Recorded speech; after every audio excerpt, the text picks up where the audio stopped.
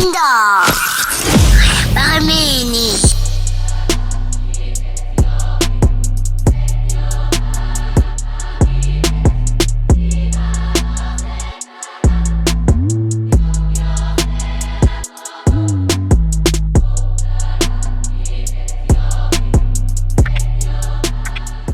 And Boiti is going to do it even better anyway. So, yeah.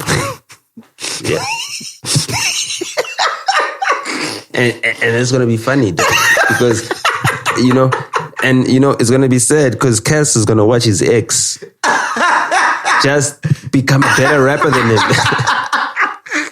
Music has changed. How it makes us feel never will. The time is now to visit mstudios.co.za. All right, cool. Now let's come into the podcasting space here. What's your thoughts on podcast? Because I always see you there in the live comments. I mean, I'm always there in the live comments because I really want them to do a nice good job. I just think that they're just trying to be too nice, man. My biggest problem is that don't be too nice, but do the research. That's my biggest thing is do the research. Sit with your laptop in front of you. You know what I mean? So Google it right now. Don't say the wrong thing and be corrected or, not have listened to a certain album because you haven't gotten around to it. If you're committed to this job, you need to be committed to this job. You know what I mean? People tweet me and say, oh, this guy is out. He's up at 3 a.m., and he's tweeting about an album. Yeah, and I've listened to this album 5 times by the time I'm tweeting about it. You know what I mean? Yeah. I'm that about it. You know what I mean? I'm that about it. I'm researching. I'm making sure I know more about this game than anybody else that I ever encounter. And if I'm going to speak about this game, if I'm going to be on a podcast, if I'm going to give my opinion, I better make sure that I know about this stuff more than anybody else. Would you be willing to So you need to be an authority if you're going to speak. Would you be willing to take Speedster's position on the podcast? I wouldn't be willing to take anyone's position on the podcast. I don't think, I think it'd be a good fit, dog. I think it'd be lit, bro. The thing is this, imagine if people would want me to be on that platform, that means that I've got an audience. So I would rather have my audience on my own platform. Come on, I can't be that smart and that dumb. You understand what I'm saying? Yeah. So that's the thing. I would not join anyone else's. I think my views are good. I mean, I'm going to start a podcast soon, one day. But it's going to be my damn time, dog. No, but no, it's not going to be just me. It's going to be a family podcast. My sister's going to be on it, my big sister, and my little brother. Possibly my dad, because he's from a different generation. You know what I mean? He could give us some different perspective. But the whole entire reason behind starting the podcast is that I've got this crazy idea that one day I can make my sister the president of this country. And I feel by the next election, she'll be 40 years old. And she's got 2 master's degrees. She's done politics, philosophy, economics. She's a doctor. She's got a PhD. She's 36. You know what I mean? She's a saint. If ever there was a saint, my sister is a saint. She's worked in government. She quit because there was too much corruption. She worked as the Deputy Director General of the Department of Trade and Industry. So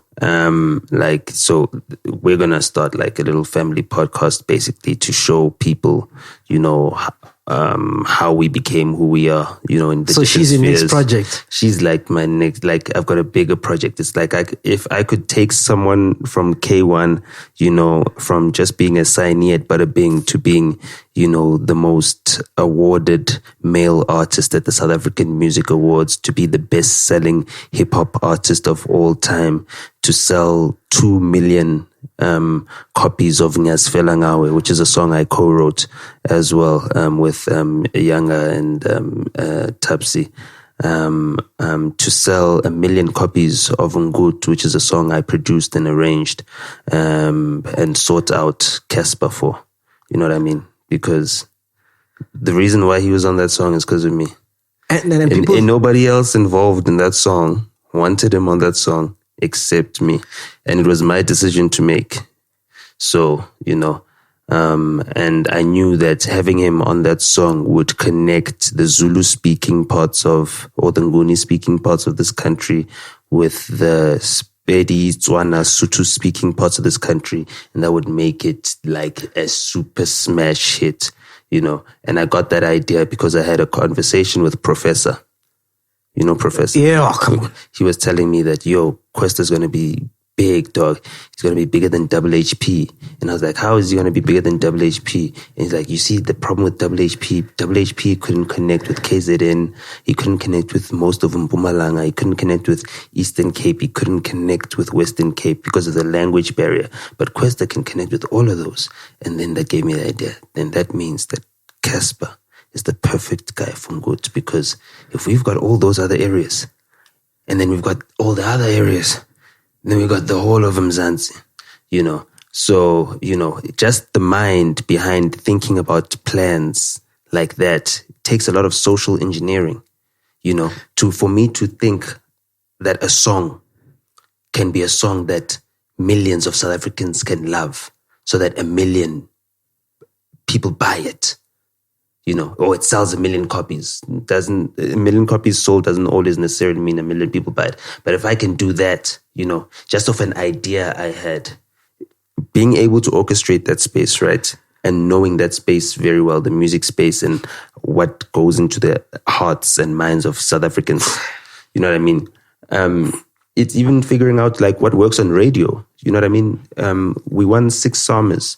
2 of those summers were highest airplay, which means the most played song and the most listened to song on radio. That means knowing what people on radio love more than anybody else. That's what that award means. You know what I mean? Or those 2 awards, those 2 summers mean. And that's for good. So that was also a knowing.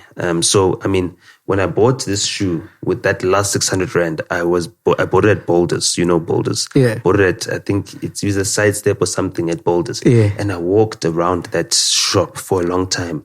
And they were playing the music in that shop in 45 BPM. They were slowing down the music. Yeah. So I'm like, okay, why are you guys playing these songs all in 45 BPM? They're like, no, this is the shit in Tembisa. So then I had the little Ford, the small Ford, Nyana, small scrap that my mom bought for my little brother that I stole from him because he's my little brother. And I drove to Tembisa that day. And then I saw some guy in a Golf, seats back, playing 45 BPM. And then I searched around the entire country for 45 BPM beat. And I found it at Maporisas with Ngut. Took me a year. With my last 600, that song didn't just make me a millionaire, it made a lot of people millionaires. Damn. So that just came from understanding. Going into the township, going into the place, yourself. Studying it and figuring out what actually makes these people tick. What would they love? And podcasting is the new space for that. It's the new space for expression. Michelle Obama's got a podcast. You know what I mean? Joe Biden, Kamala Harris have got a podcast. Donald Trump started the podcasting wave. He'd never been on a podcast, but he started. He did interviews before on his campaign trail, Breitbart, you know what I mean? Really promoted a lot of these right-wing podcasts. These right-wing podcasts have been politicizing, a lot of Trump's ideals for a long time. And that's really built up the machine. But the thing is that on Apple devices, it's a mess.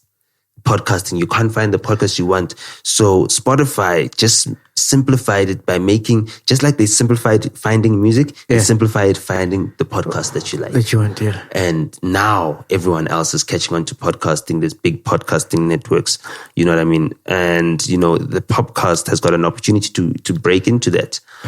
So do many podcasts. The Sobering podcast as well is a podcast that I've listened to. But I don't like how they are also nasty stands like Scoop, you know what I mean? And just... So you think Scoop is a nasty fan? He's a stan. It's different, you know what I mean? Yeah. He'd tie someone up and put them in the boot of the car and drive over a bridge for nasty. You know what I mean? Like, dude, Scoop can tell you like what color like underwear Nasty will be wearing next Thursday. Like he can predict it. Like that's how much of a stan he is. You know what I mean? He's so bamboozled by the magic. And I'm like, dude, like, I mean, like if you were to listen to Pro Kid and you were to listen to any of Nasty's songs and you think like Pro Kid should be making you lose your mind like that. So that's the issue you have with the Sobering podcast. Like the Sobering podcast, like, I mean, they interview Zuchi Cope Dope. And then they're asking him about Nasty.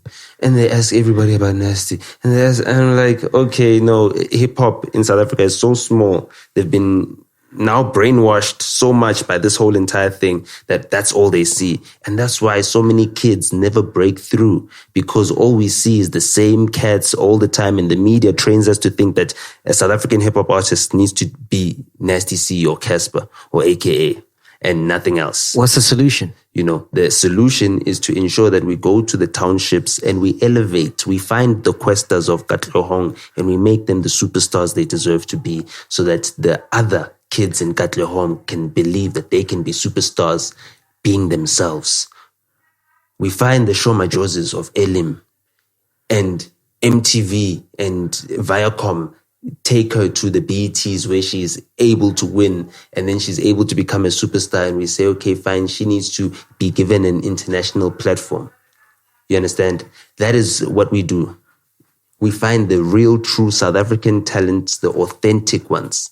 That is what we need to do. We find the Makadzis, you know, of where she's from. She's not even from Toyando. Like she's from even deep, you know. And if like Toyando is like cities, like Joburg, you know what I mean? You know, so we find her and we make her a superstar. We find, you know, the Master KGs of Bulubedu. You understand? You know, of Devil's Grove or wherever it is, you know what I mean? And we make them superstars around the world. And then we show who we truly are as South Africans, you know what I mean? We don't... And that's what happened with Jerusalem. We don't show how good we are at copying Americans, because that is what Nasty C is. He is just the example, the perfect example of how best to copy Americans. He copies them so well. He does it so well, and we're amazed by it. It's like, oh my goodness, you're so American. It's amazing. I mean, like even when he was talking to you in the interview, like his accent. But all those kids have that accent. But that's because they're copying from that. They're seeing that is successful, because the media says, oh, you're a special case. You can do this. And so what are you trying to say about Slicker? He's got that accent. And Slicker, KO as well. Slicker's got that accent, but it's not that... KO, you know, I've always had a problem with his accent. But I mean, like, with him, with KO, I think, like, man, like, he's super dope. Like, I just, like, you speak of Slicker and KO next to each other. I want Tear Gas to do an album quickly, before what happens to Squatter Camp happens to them. What happened to Squatter Camp is one of them died. They will never do a Squatter Camp album ever again. Yeah. You know what I mean? They will never get that opportunity Whether they like it or not. To fix whatever smaller nyana issues they had. Yeah. Fuck, that's deep, yeah. You know what I mean? Yep. It's like you and Questa getting back together, you know? No, it's not even about that. It's like, it's I've got bigger things to do. I did everything. Yeah. You know what I mean? I did everything that can be done. But to go back to back, Squatter Camp could not do everything. That Tear Gas has not done everything that could be done. Right now, they should be the OGs of the game as Tear Gas. Still, they could be earning money. Imagine when we're out of this coronavirus, we still want to hear Wake Up. and Mhlobo One. We still want to see them together. So like, as far as KO goes, the rap's dope, like super amazing, but I just wish that, he could get back into tear gas with Ndubza. But I think it's what happened with what you were saying with Younger, like, when you get friendships and business involved. Yeah, their family. It gets tricky. No, it will always get tricky. And you'll see it happening in the podcasting space. Like the record business is a perfect example of what's going to happen with the podcasting space. The deals are the same. The contracts are the same. It's content. That's all we're selling. Yeah. You know what I mean? And they're slapping advertising in between songs. Yeah. You're slapping advertising in between your podcast. Shows. Yeah. So it's like a song's 3 hours, a podcast is an hour, but it's the same thing. No. Song is 3 minutes. 3 minutes, sorry. Yeah. But you're slapping all these adverts in between. But I mean, it's the same type of medium. It's just a medium that pacifies the mind long enough to keep someone's attention. The only thing that has changed is how that's being created. First, it was created through a radio, and we'd sit next to the radio. We wouldn't be playing outside, we'd be sitting next to the radio, pacifying our minds. It captures our attention. We're exposed to the adverts. They're there. Then, now it was picture, television. Color television. Now computers. Now you can do word processing and you can do spreadsheets. Now there's something called the internet. Now we're connecting with a whole network of different computers.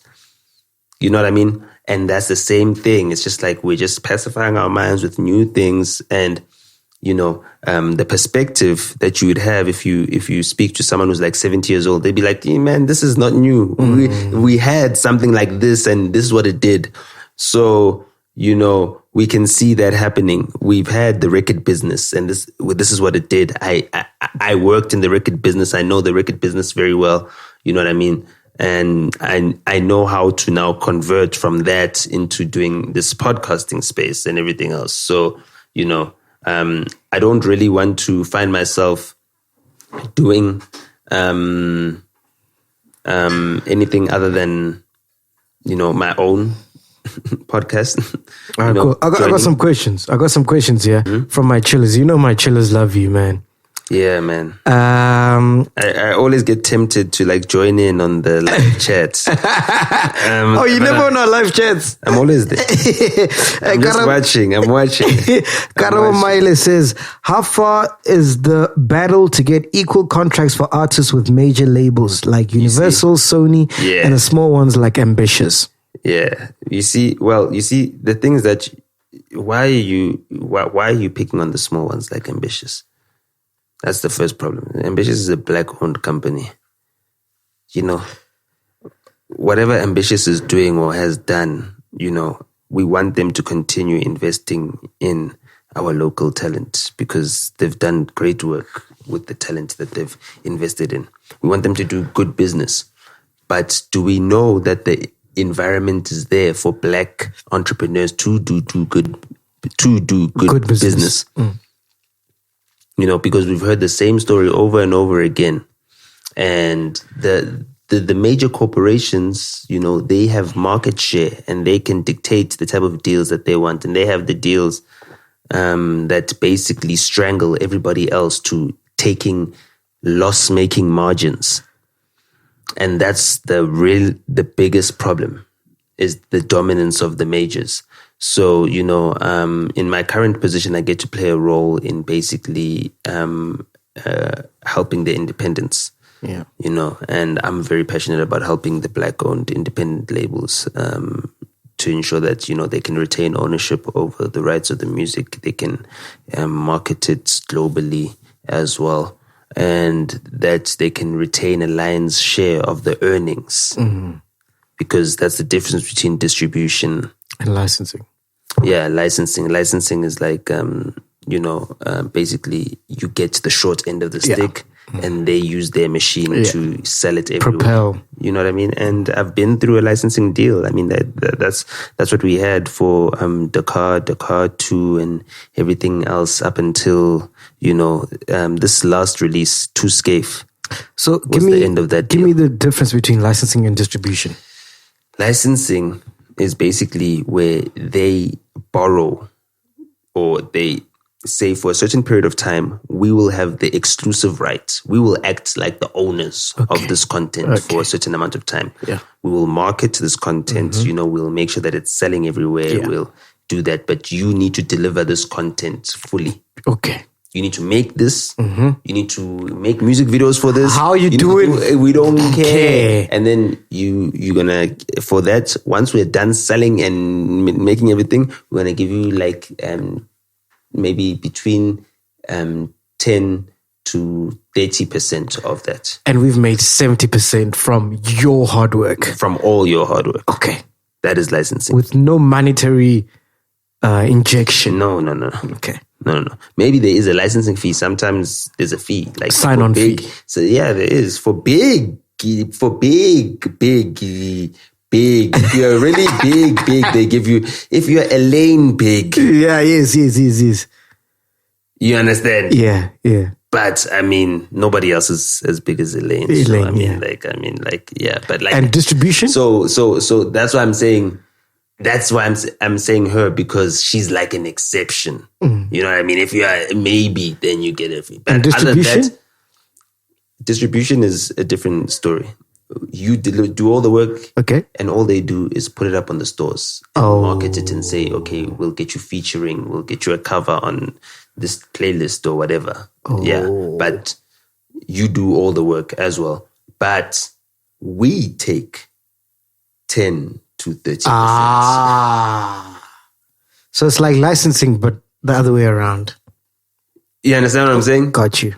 So if it's like licensing, but the other way around, then why would you do it the other way around still? Yeah. Because I mean, it's not like they're selling CDs anymore or anything else. It's not like everything's digital nowadays. You know what I mean? So why would you want to do that? Yeah. Unless you just don't want to do the work. You don't want to promote yourself. Like some artists, like they don't want to do the work. They just want to be in studio and record.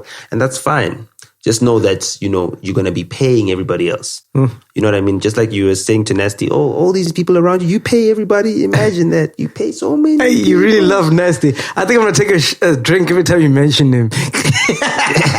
Are you sure you're going to make it through this? All right, I got another comment here from You-In-It Media TV. Does he know the energy he brings to the game is toxic? I love him. I do love him. I love him. I like, you're saying I love, like, no, I do. Like, I really love that kid. All right, like, cool. Seriously, yeah. Does he know the energy he brings to the game is toxic and does more harm than good? That's a question for you. Yeah, but who is that person? It's You-In-It Media TV. You-In-It Media TV. Okay. Yeah. Like, what are they doing for the game? Because do they know the positive energy that I'm bringing to the game? Do they know the things that I've done for the game? So if you dare have any comment on what energy I'm bringing to the game, you better have at least a knowledge of what I've done for the game. You know what I mean? Forget having done something for the game yourself. You at least need to know what I've done. Yeah. You know what I mean? Then you can really critique. But other than that, like, I don't listen to such comments. I don't really. But do you think your energy is toxic though? No, of course not. Yeah. Like, I know everything is deliberate. Like, I know that hip hop needs someone who's going to be an authority. That's what I'm saying. Are you the new school hip hop scholar? No. So Kid X used to always tell me, Vana, you just like scholar, man. You're just like a new scholar. You're just like a younger version of scholar. And I always say, I'm not scholar. I'll never be scholar. And now it's like, damn, man.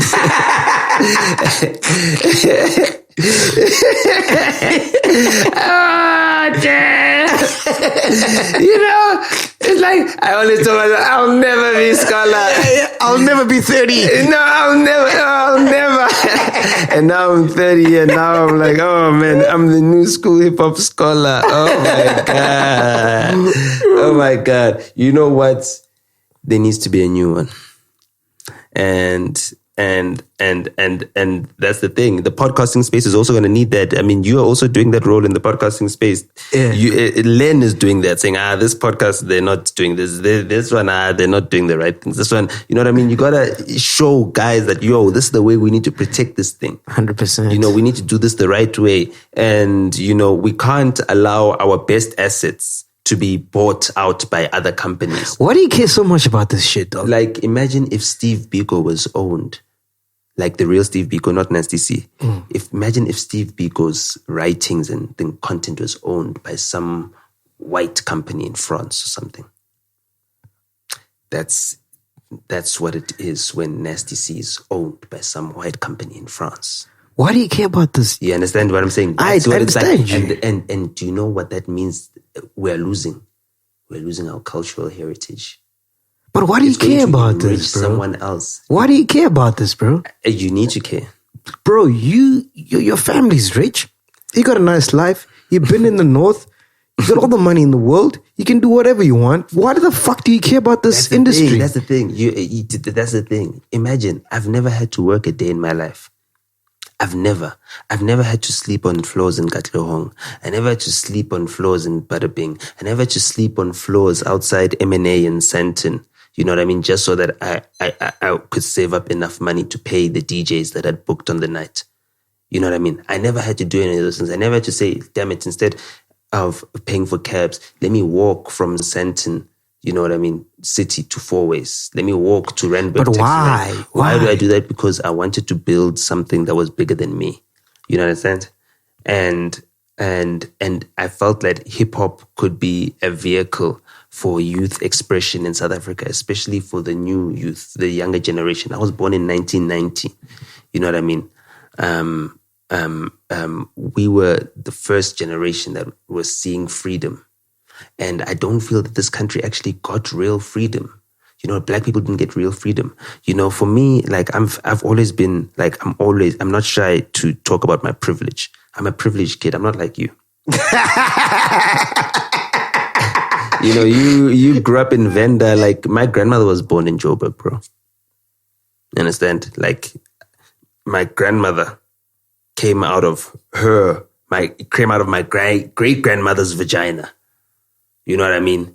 And then my mother came out of my grandmother's, and then I came out of my mother's. You understand? That many generations in Joburg. You know what I mean? So, like, I'm privileged. I know that I've been given a head start in life. You know what I mean? I've got everything in life. What waste would all that privilege be if I don't use that to help other kids get ahead? You understand what I'm saying? That's why I did the album launch for De Alias, but I wasn't trying to make an American-sounding hip-hop artist the biggest artist in South Africa. You understand what I'm saying? Yeah. I did just to do the thing, but I wasn't invested in that. And there was a lot of that all around the North.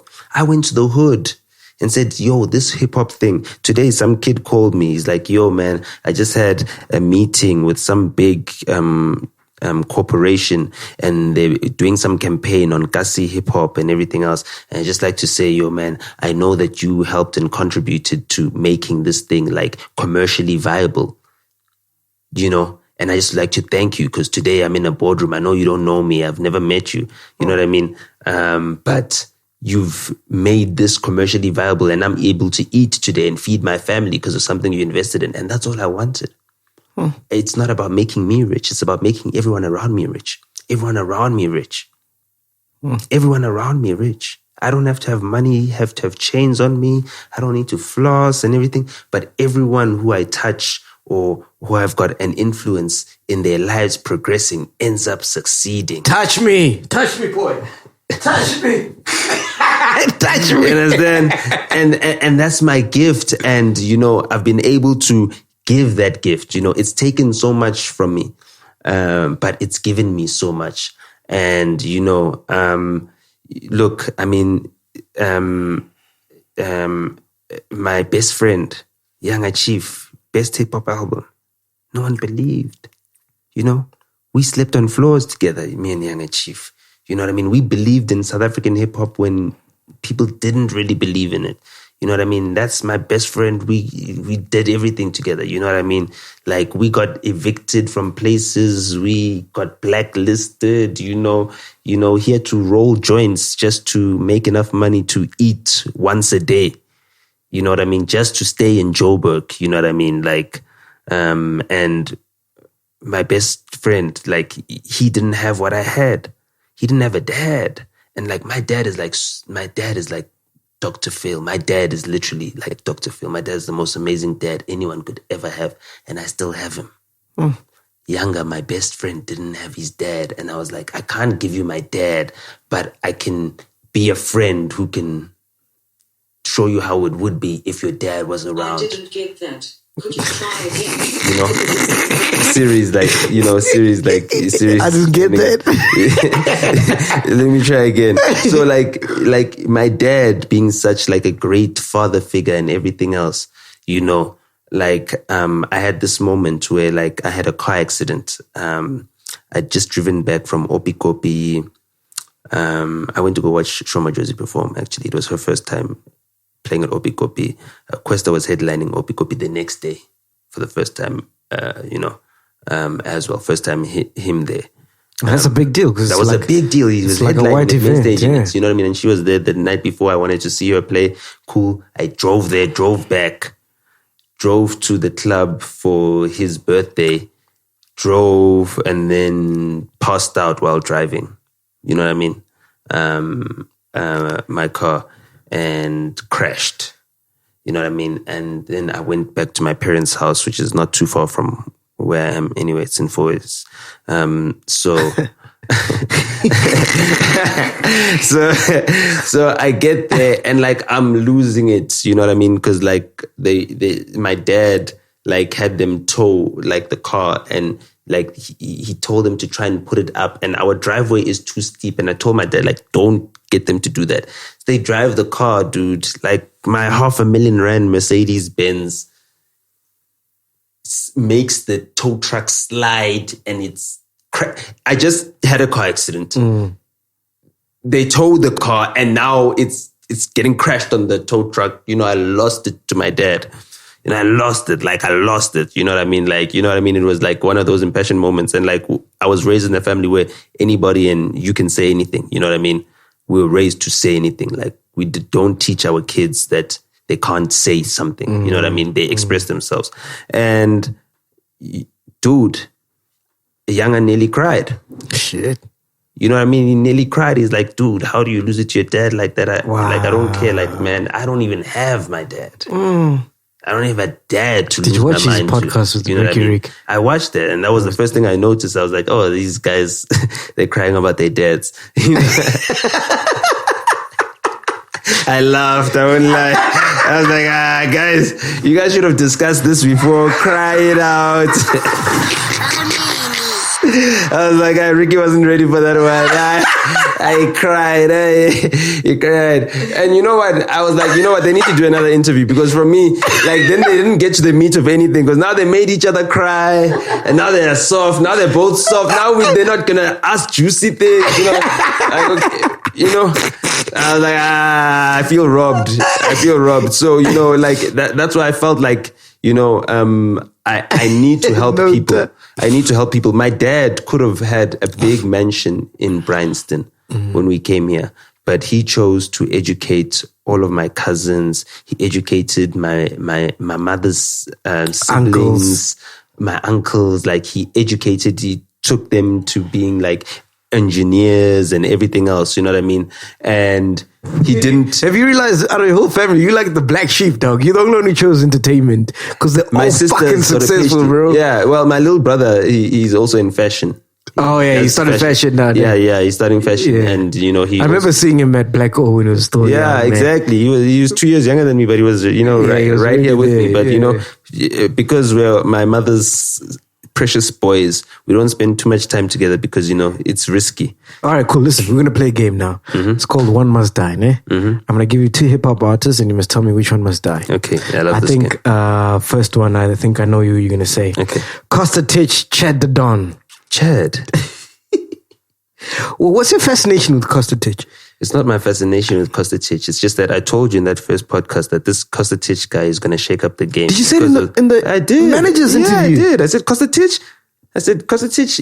People might think it's a gimmick, but you know what? He's taking a lot of people with him. Go watch that episode again, dog. Go watch that episode again. I drop a whole lot of things that ended up happening. You know what I mean? Like that you didn't imagine. Elaine, you spoke about Elaine. You know? Yeah. Remember, have you heard the song? Mm-hmm. There's a piano song that Kostatich is on. It's like a Pretoria sound, man. And I don't know his songs. All I know is that he's going to make an impact. Phantom Steez. DJ Cleo tried to make Phantom Steez pop off for so long. What's Phantom Steez? The guy who raps with Kostatich. Oh, okay. You're going to see him soon. DJ Cleo signed that cat. You know, he was with him with Black Sam. They used to do Black Sam's songs with Phantom Steez. You know what I mean? Yeah. Oh, yeah. Hip-hop remix of that with Phantom Steez on it. DJ Cleo tried everything, didn't work. But Kostatich is going to make that guy pop off. Dude, it's so crazy. Tumitladi is also Kostatich's squad. If you watched the MTV Mama Awards, when Casper Nyovest performed, yes. Kostatich was a dancer. Yeah. If you watched Chigama Chiga, Casper Nyovest was a dancer there. Do you see where I'm going with this one? Kostatich. All right, cool. A Reece Nasty C. One must die. Look, unless they start truly representing South African hip hop, unless they both start truly representing authentic South, they are both going to die. Not a Reece, dog. No. Now, what I'm saying is this. No, Nota. Eventually, if you do not grow, if you stagnate, if you just stay with your cult following and it sucks, you Lady Gaga. Nota. Have you heard of Reece? Did you hear what I said about Lady Gaga? Yes. She had that cult following. She still has that cult following. Yes. She did all these tours and everything else and came back bankrupt. Why? Because that cult following was not growing at the rate at which she was trying to grow the production. She was trying to grow her show. She was growing her budget. She was growing her expenses. And then she had to cancel that whole entire show. Not a Reece, dog. Lady Gaga had to put the show to an end. I'm not talking about a Reece. I'm saying Lady Gaga. Just imagine that. What you're saying, the impossibility of that. Lady, you remember Monsters Ball? Yeah. You understand how the fans were crazy, bro? Yeah. Came to SA. Dog, they were waiting at the airport, dog, and they lost their minds. Remember, dog. Lady Gaga, you at 94.7, dog. You know what Lady Gaga, the power Lady Gaga is. At 94.7 right now, is Lady Gaga still? Understand, it can happen to anybody. No. And that's what I'm saying, is that's the trick that happens in this industry, is that you think that it's impossible for you. What I'm saying is this, is that at a certain point in time, I realized also, I could work on this Questa brand for this long, but at a certain point in time, it's only going to get so big in South Africa. It's only going to get so big. Yeah. I mean, like at a certain point in time, Rick Ross is now rapping at your grandmother's house. Yeah. What more can you do? I mean, not even Nasty C could do that. I mean, like that's like magic tricks. You know what I mean? Again? You know what I mean? I mean, you're flying in your music videos, bro.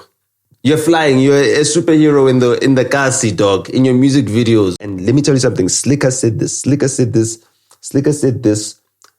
when Senzo got nominated for his first Summer Awards. Slicker didn't say congratulations to him. He said, I would congratulate you, but you're new. So because you're new and no one has ever written about you, they're going to give you all these nominations and all this stuff. It's just because you're new. Don't ever get lost in that. I thought to myself, Slick, what an asshole. You're such a dick. Like, my God. Like, how dare you? Like this guy, man, he's from the hood. Like, dog, it's his first summer, dog. It's his first summer. It's his first album, dog. He's nominated Best Newcomer. He's going head to head with Lockenville. He's nominated in Best Hip Hop. He's going head to head with you. He's going head to head with Stogie T. He's going head to head with Ammunition, who ends up winning. You know what I mean? And instead of saying, yo, congratulations on your nomination, you're going to say to him, dog, they just nominated you because you knew. Yo, I was like, I slick, you're cold. You're cold. Cool. But I was like, you know what?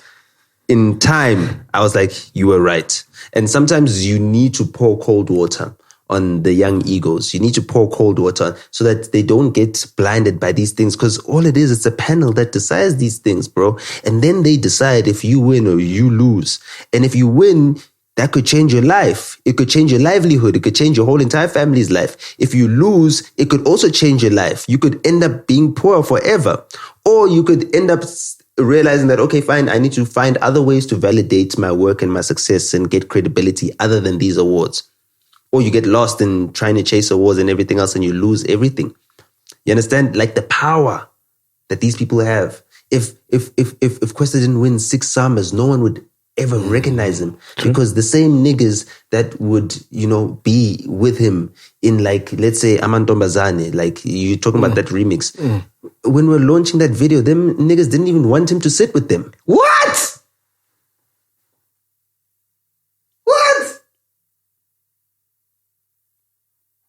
Damn. You understand what I'm saying? Yeah. It has to be me who has to talk to the club owner and say, what? These niggas are disrespecting this nigga? What? This nigga, what? They kicking this nigga out of VIP? What? The same niggas. If it wasn't for winning those, if it wasn't for setting the records, they wouldn't even give 2 Fs about you. You know? They wouldn't even give 2 Fs about you. All right, cool. Let's go to Rouge, Nadia Nakai. But let me tell you something. Rouge will always be put up against Nadia Nakai because Rouge, or any dope, like a really dope female rapper like Rouge, will always get put up against Nadia Nakai because Nadia Nakai might not be the dopest rapper, but she's just such a power mover, like such a big brand that, she doesn't need to make the best music. She doesn't need to work hard at, making sure that her bars are the strongest or anything else. Her brand is just big enough to ensure that everyone sees her. She's front and center. And, if one must die, Rouge has got the potential in terms of music making potential to really do something great for the African continent. She still needs to also authentically represent DRC. So if one must die, right? Sadly, it would be Nadia because she's already done the thing with the brand. Okay, we already see that, okay, you can use your brand to leverage in hip-hop as a woman. We're seeing it with Cardi B, and Boiti is going to do it even better anyway. So, yeah. and it's going to be funny though, because, it's going to be sad because Cass is going to watch his ex just become a better rapper than him. All right, do me the volume versus proverb. Still GT versus proverb. Like, okay, now, damn, man, it's sad, but proverb is what you come from Kimberley, like a small town. You make it in rap, and back in 2012, when we were on the THT tour with Zinger X. Zinger was there? Yeah. We were 2012 Zinger? Yeah, we were there on this. Zinger? He was smashes back then from Cash Time. Yeah, Goodbye was a smash hit that year. It was one of the biggest hits in 2012, you know what I mean? We went on a tour around the entire country, like a proper tour, not like just, you know what I mean? But like we went city to city for consecutive days, not flying city and back home, city and back home, city and back home, you know what I mean? And lived on the road and basically figured out a touring circuit around South Africa for hip hop, you know what I mean? And basically, I just finished paying the Avis bill for that. I had to pay 83 months worth of installments. So you can just think from 2012, paying 83 months, I just finished paying it. Finished it now? Recently. Yeah. Damn, you know what I mean? If that was the debt that I paid for that. And when we were on that tour, we were discussing how Proverb is the highest earning hip hop artist at that time. Like, he's doing all these big deals. You know what I mean? And this is before he did Domino's Pizza, Flight Center, and all that stuff. He was bagging the deals, and we were watching him to say, okay, how do you transition from being a rapper to being someone who can bag the big deals? Because we've watched Slicker do it and everything else, and we've watched Double HP from observation. We never were there. You know what I mean? Unlike Casper, we didn't have like a front row seat to watching Double HP and Lerato Licious. His wife. Shout out to her, man. Because she really, Jabba. Yeah. Well, I posted the other day the last text WhatsApp that Jabba sent to me.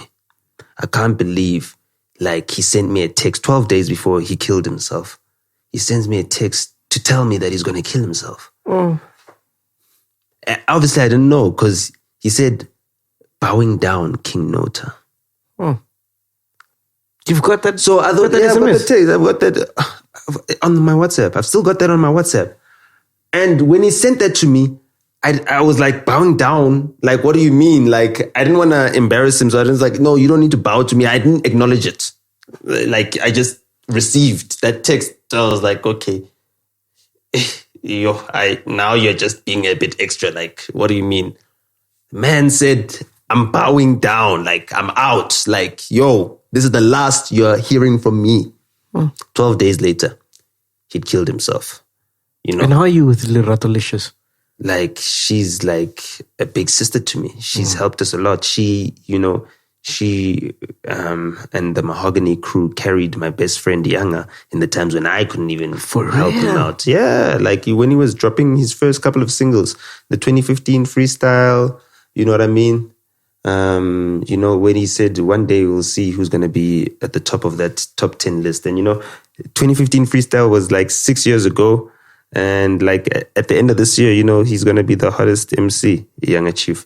Cool guy. What a genuine soul. I chose to have one friend in this entire industry. Wow. I'm good at choosing friends, my dog. You chose me as well. Yeah. But I'm talking about I'm talking about in the rap game. No. You are also a good friend. No. I won't lie. We go back, way back. But I'm talking about in the rap game because in this rap game it was different. When you were on TV, you went there and you did your thing, dog. You know what I mean? But the thing is, I see myself in Yanga, bro. I see myself in Yanga. Yeah, but he's humble, the quiet guy. Yeah, you know what I mean. So he's the guy like as a bestie that I could choose as a bestie, a guy who could help me through a whole lot of shit. But I mean, there's a whole lot of shit that he I would not take Yanga's advice when it comes to women because he's made me put up with a whole lot of bullshit I should have cut out of my life a lot earlier. And he was like, just chill, man. Give her a chance. I'm like, nah. Oh, boy. No, dude, it's not that I wish, ne? It's that I remember the first day I saw Boy D, I met her. Well, I didn't meet her that day, but I saw her. It's like she was at Tokyo Star, a club. Tokyo Sky. She was wearing a red dress that night. She arrived and everybody in that club, everybody was in that club that night. Ne? And everybody was wondering, who's this girl? And who made way? Kaya Langa. And then he put her in a ad. and then it was like, we had never stood a chance, and I never stood a chance with Boiti since then, dog. So since then, dog, that's why when you say Boiti, I'm like, Boiti was out of my league long ago, bro. I never had the chance. I'm like, it's like now, I'm married and all that stuff. And if she could meet me, now, she met me too early, man. All right, youngster CPT Shane Eagle. So Stogie must die. Okay, cool. Woo. Youngster CPT must live. Okay. Shane Eagle is a wannabe J. Cole. And until he, Reicha Park, it's there next to Katlong. Eldos. No, Eldos next to Soweto. Next to Katlehong. Okay. Next to Katlehong. It's in the East Rand. It's in East Rand, but There's a colored area in the East Rand. yeah, he was even shot with Ebro there. Oh yes. I saw the Ebro beats. Now imagine his accent. He doesn't speak like anyone from. Now imagine it's close to Katlehong, so I've spent lots of time in Katlehong. Yes. I've been there, dude. I was chased around in Recha Park once. You know what I mean? By some colored dudes. Because like. Some guy drove nonsense. But what does that have to do with the music? He represents that in his music. Okay. But if you listen to Youngster CPT, dog, he means that if you've got that Cape colored accent and everything, you can still rap and be a superstar because Youngster CPT is a superstar. There are people who say colored people don't have a culture. The only rapper that is representing colored culture is Youngster CPT. If you shut out Youngster CPT, the representation of colored culture dies. Shane Eagle doesn't do that. Whether he's alive or dead, he doesn't represent anything that matters. He's just a wannabe J. Cole. So we don't need a Shane Eagle. We don't need it. You know what I mean? What did you think of him when you saw him on the Vuzu Hustle? Like, we don't need it. That's what I thought. I saw and then I saw him becoming a TV presenter. And I said, why are you becoming a TV presenter? As a TV presenter, your rap career dies. And then I was like, okay, if you become a TV presenter as a rapper, that means now you will just do anything for fame. Because if you're a rapper, you will never become a TV presenter. 100%, yeah. A person who decides to become a TV presenter, someone who will do whatever it takes.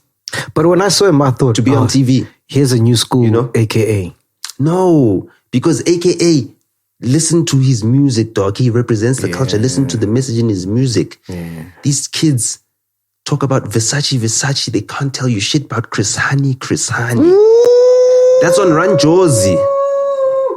You know what I mean? You guys say that he was murdered on that track, but he's talking about real shit. He's talking about Gaddafi. Like, Gaddafi. They killed Gaddafi. And look what's happening in Libya. They're selling slaves. Slaves, yeah. Black people are being sold as slaves there now because they killed Gaddafi. And that's what they wanted. You understand? This is what they want. This is what AKA is rapping about in Run Josie.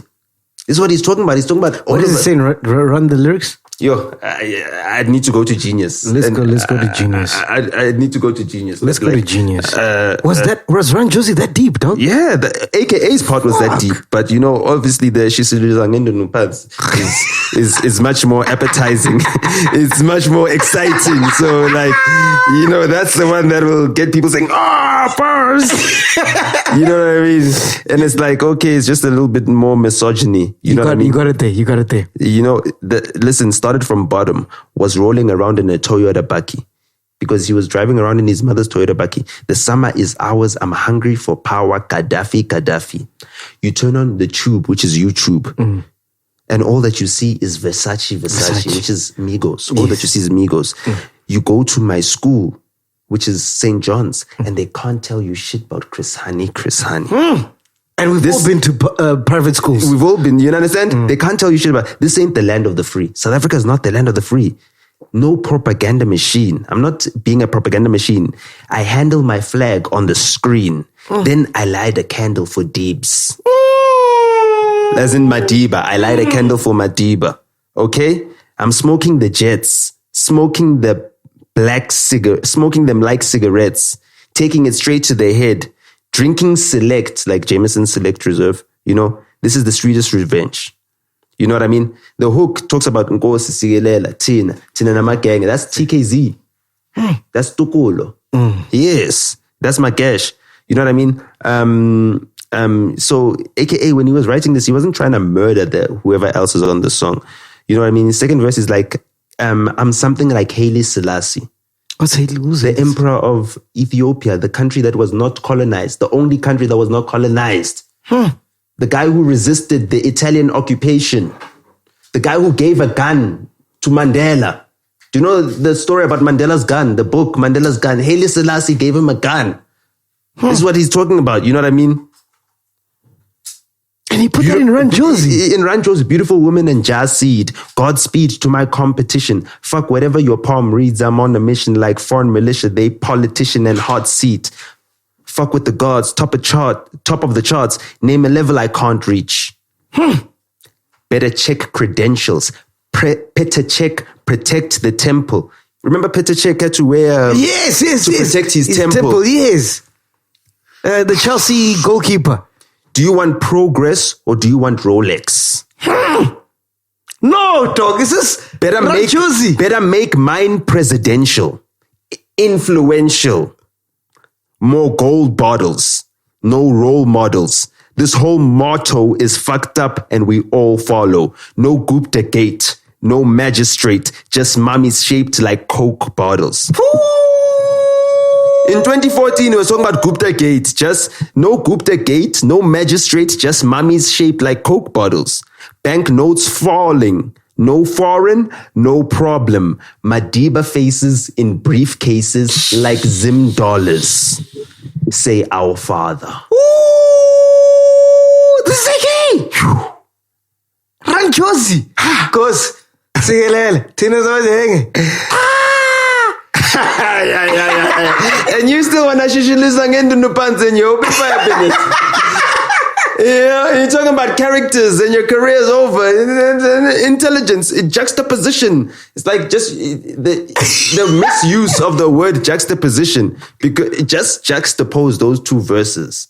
Don't just learn the word juxtaposition and juxtapose things that you are just comparing. You're not juxtaposing. Choosing stupidity over intelligence. It's a choice. It's not a juxtaposition. I didn't know that song was that deep, dog. Over intelligence. I didn't know that song was that deep, bro. That's how deep that song is. What song are you vibing with right now? Because we're almost out of time. The song that I'm vibing with right now is Ola Moya Wami by Master KG. No, Nomcebo. Oh, Nomcebo, yes. Yeah, I mean, like, obviously she's done very well with the feature Jerusalema, and the fact that she's got her own EP that's messing things up. I mean, the record label behind that is doing a good job. Hip hop. Who are you fucking with right now? Big Zulu? Hip hop. I'm messing with everyone that's authentically South African. Youngster CPT, Big Zulu, Zaugwe.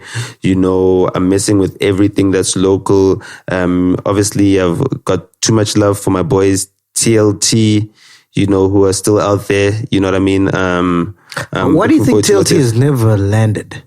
I mean, they used to say that to me about Quest all the time. It takes time. Okay. They used to say that to me all the time. They say, "Hey, this nigga has never make it. This nigga dirty. This nigga's not the. This nigga. He's drinking too much Heineken. This nigga." And then I was like, "This nigga gonna sweep everything. This nigga gonna break every record." Yeah. Understand? And you feel like that about TLT. And then, You feel like that about TLT. I feel like that about TLT. Like over time, their songs have done good shit. You know what I mean? They got like 1 million views on one of their songs, Mbube, which is, a big song. They've got like a song like Nice Life Problems, Yeah, Nice Life their Problems. songs, the songs will be played. People in the hood will be playing that stuff. And that's the Kasi hip hop that I believe should be put on the forefront. And that's why I'd invest my time in guys like that. All right. Last question. Nota, when it's all said and done, what do you want to be remembered as? When it's all said and done, man, when it's all said and done, I just don't want to be forgotten. I want to be, I want to be, I'm 30 years old right now. Steve Biko died at age 30.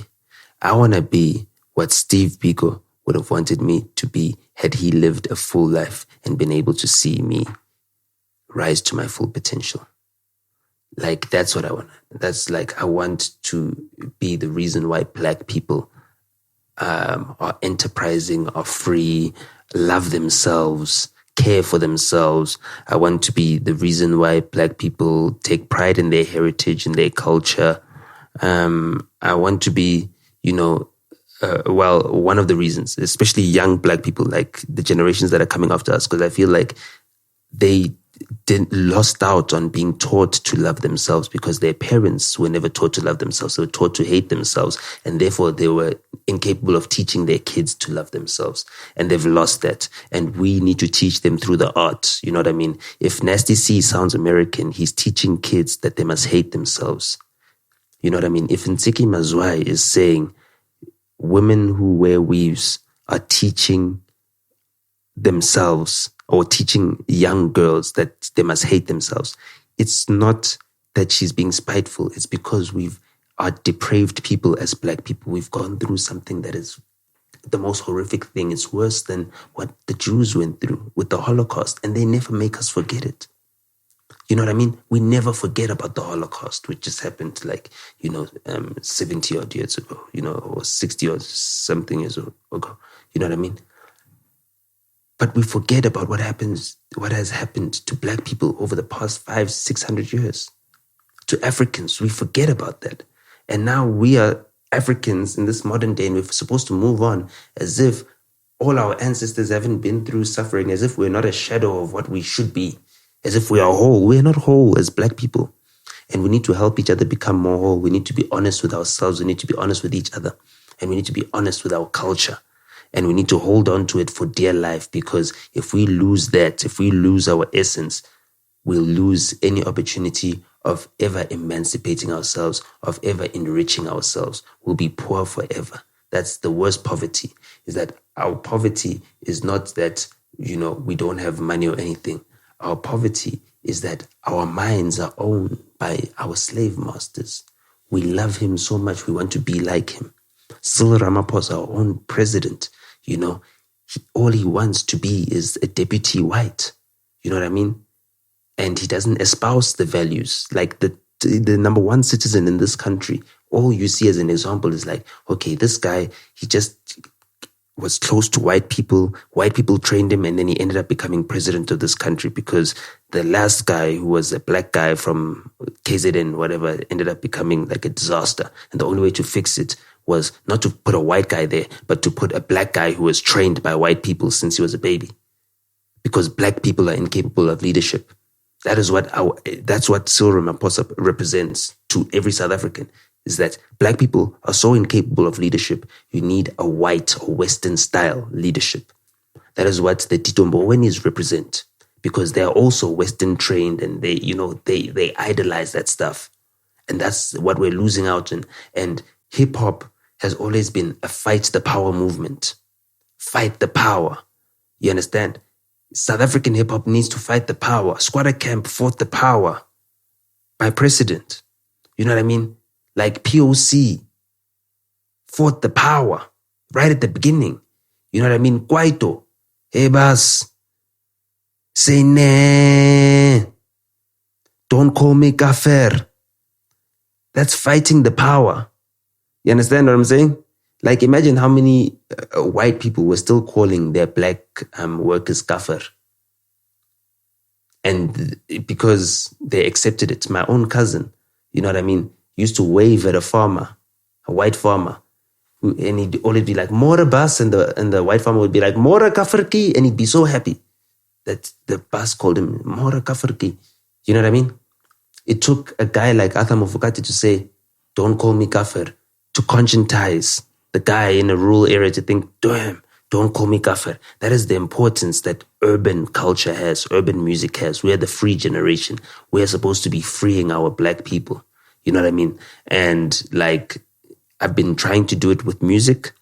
I've done, what I felt like I needed to do for SA hip hop. You know what I mean? To give it a shape, give it an identity, give it a blueprint.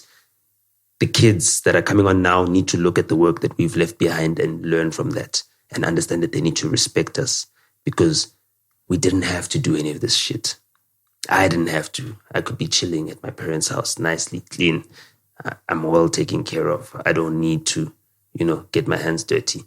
So that is what I don't want to be forgotten for, And then beyond that,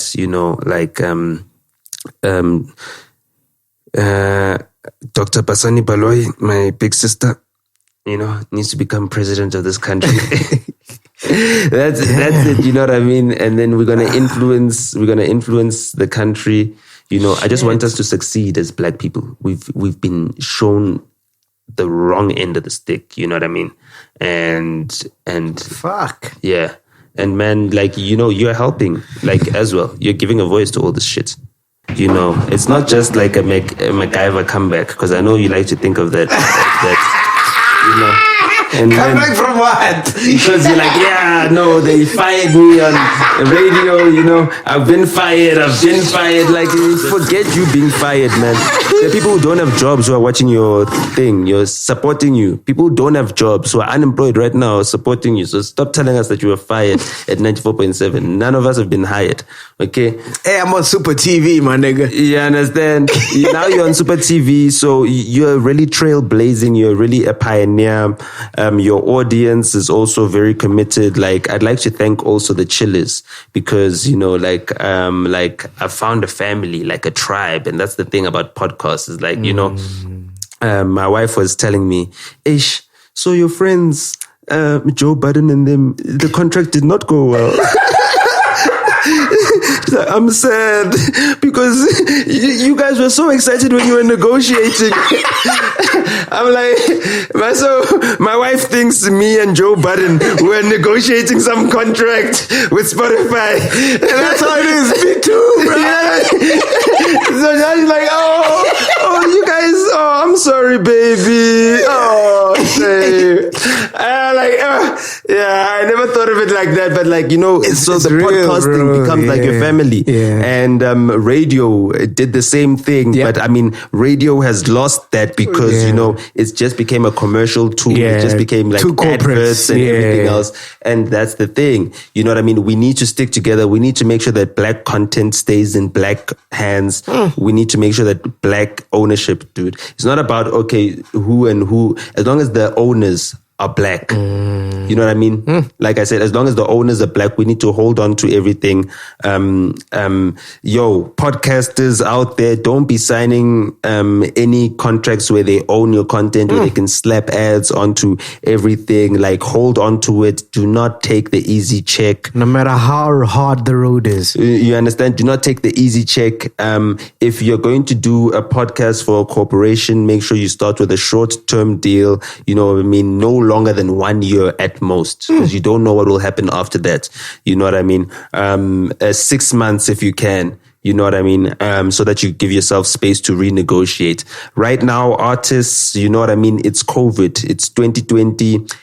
You've lost a lot of income from live revenue. And the reason why you signed some of the deals you did for your music is because you thought that you could make up money on your live gigs. Yeah. This is a reason. This pandemic, your contract says in the natural disaster, you can renegotiate. This is a good enough reason to renegotiate. Nasty, everybody, you know what I mean? Go out there to the label right now. I'm putting you guys on knowledge. I'm putting you Nasty. If you're watching this in your homies. Isn't it crazy how Kanye West was tweeting the same shit? That's what he's tweeting now. He's saying that now. I've been saying this. Kanye is catching up to me. But they thought you were crazy. Kanye is catching up to me. You know what I mean? And Kanye has been catching up to me. I'll tell you this. There's only one person. If only you had the phone attachments, Yeah. I made a beat. I sampled Stronger before Kanye. I sampled, what else did I sample? Like when I used to make beats as a kid, you know what I mean? And I was a big fan of Kanye. I sampled 2 songs that Kanye made. And when Kanye released them, my little brother came to me and said, bro, you're a fucking genius. Like, just this fact that you are making what Kanye is making. And he is the guy who is at the forefront of music. I mean, the reason why Drake is who he is today is because of the influence of Kanye, who made singing, rapping. Can you see the comments already? Nota's lying because he's African. The little brother. No, but I'm saying. Yeah. Those are the comments Nota's lying. The chillers love me, dog. They would never say that. The chillers love me. The chillers know that I tell the truth, dog. The chillers know that I'm real. So, that's when I knew. That's the moment that I knew that I was actually on the pulse of what's happening globally. That's when I knew that I could actually believe in myself. It's not that I think I'm smart. And it's not that I want to say that I'm smart. I've been told I'm smart from a very young age. I scored off the charts in IQ tests as a kid. You know what I mean? So I've been tested. My brain activity has been tested since I was a kid. I've always been privileged. I've always been ahead. I went to a primary school for gifted kids. You know what I mean? I was in the newspaper in the Sowetan Sunday World. The first edition of Sowetan Sunday World was an article about me. And I was talking about how I'm going to become the next P. Diddy. This was when I was 8 years old, by the way. That was an article on me. talking about how I'm going to become Puff Do Daddy. you know Tiff? He does the animation on our show. No. Yeah, but I've heard of him. Like, Yeah, he loves you, right? Yeah. But he's got a problem with you. Yeah, what is it? He says he thinks you enforce your opinions on people.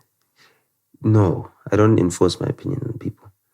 Like, the thing is this, is that, as I said, I studied this hip-hop game better than anybody else. And I've studied this. You are just guessing. You understand what I'm saying? I'm not enforcing my opinion on you, but if you studied this thing, just like I said, I tweeted today that everyone who thinks that there's two type of hip-hop fans. There's people who know what they're talking about, and then there are people who think that AKA was murdered on Run Josie. Oh, and then we spoke Today I about proved Josie, it. yeah. But then, Because everybody in South Africa says that KO murdered AKA. murder. And that's because they wanted someone to murder AKA. The Casper fans want that. You know what I mean? That's it. But truth be told, KO's verse is a dope verse if you want to murder the next rapper. But when it comes to the song and the Context. statement, the content, the context, AKA is, light years ahead. He's talking about Gupta Gate in 2014, dog. Gupta Gate in 2014, dog. Before it was Gupta Gate. It wasn't Gupta Gate. anyway, this has been Podcast and Chill, brought to you by Amp Studios by Old Mutual. You did some Amp Studio masterclasses, man. How was did. that, bro? I did. Look, the whole entire M Studios initiative is something that is really brilliant and great. And a lot of artists don't know about it, eh? The thing that you guys don't know, and I'm going to tell you guys here for the first time on Emmy. The first time MacGyver went to M Studios.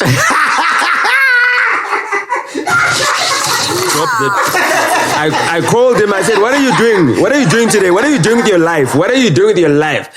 What are you doing? Wherever you are you getting drunk? Are you losing your mind? What's going on? You're not doing anything productive with your life. Come, let me take you to something." Oh yeah, shit, Nota. The Old Mutual deal is because of you. Yeah. Fuck. Shit, I never realized that actually, but you're right. That's when I met John Savage. Yeah, I know. Yeah, I told him everything about you. That's John Savage is my dog. Oh yeah. That's my dude. That's my homie. Fuck. I never realized that, eh?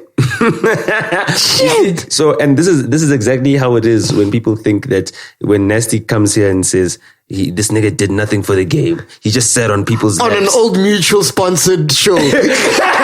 And he doesn't know that, nigga, I brought MacGyver to that studio which they used to record your interview. So I just laugh. I'm like, you can. Hey, I forgot, dog. Yeah.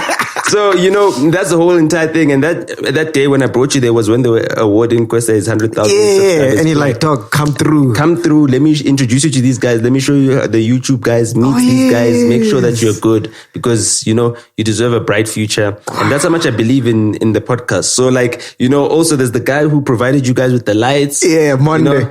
From Vietnam. He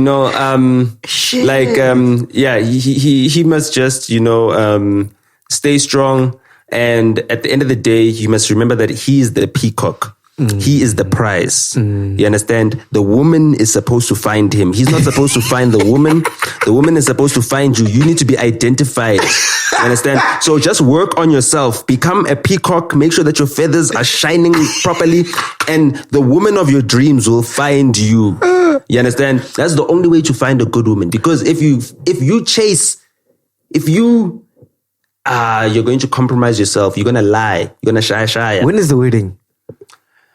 Look, man, I just realized that I can't have a quiet wedding. Yeah. I need to invite a whole lot of people. Hey, I want to DJ, bro. I haven't DJed in a while. Yeah. Okay. No. Well, I guess everyone could well, you know what? As a man, you know what I mean? There's two things. When you have a baby, it's not about you. Mm-hmm.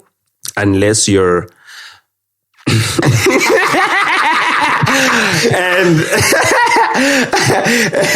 and when you have a wedding, it's not about you. You know what I mean? So it's not about me, man. You know what I mean? I just probably need to pay the fee. Yeah. So, but I'm DJing. I met your wife now. Yeah. You can DJ.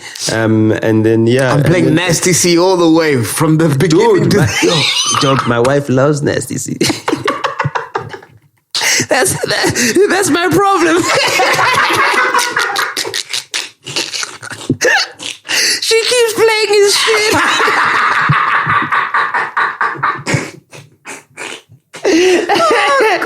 Yeah, you got me. Fuck. Damn, okay, it took 2 hours, but okay, I think we can end it here. We out here, man. Podcast with Jill.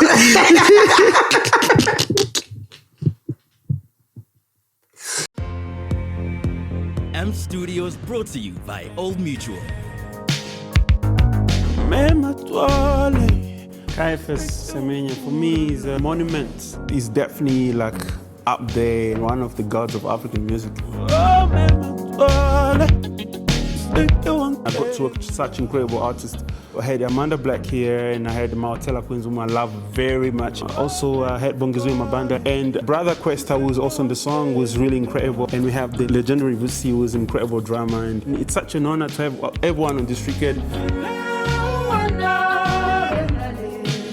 Like it does the emotion it's supposed to do. Yeah. Like you feel it for the moment it starts. I think we can just mute the verse and you can do however you feel, and then the arrangement can come afterwards. Early mornings and late nights, sweet grapes and grapevines, stories and little play fights. It's been a minute since date night. Getting to bridge that gap between generations for me, I think is really crucial because it's such a massive song, and I just wanted to design the right sounds for it, make it slightly more modern, but also trying to get the spirit of Caiaphas into the song. I'm really honored to be part of it, really. Music has changed. How it makes us feel never will. The time is now to visit mstudios.co.za.